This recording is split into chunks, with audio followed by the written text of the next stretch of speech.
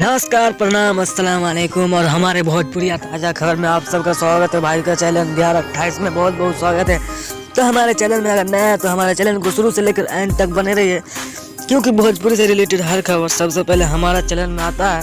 तो हमारे चैनल को फटाफट से सब्सक्राइब कर लें। और हम बातचीत करने वाले हैं प्रमोद प्रेमी यादव का बहुत ही ब्लास्ट सॉन्ग आ गया है। तो इस सॉन्ग को ज़्यादा से ज़्यादा आप सब सपोर्ट करें।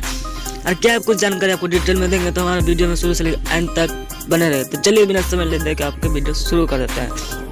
प्रमोद प्रेमी यादव का बहुत ही बड़ा सॉन्ग है, जिस सॉन्ग का नाम है छोटकी बहुरिया। जी दोस्तों, आप सब सही सुने हैं, छोटकी बहुरिया प्रमोद प्रेमी यादव का बहुत ही बड़ा सॉन्ग है।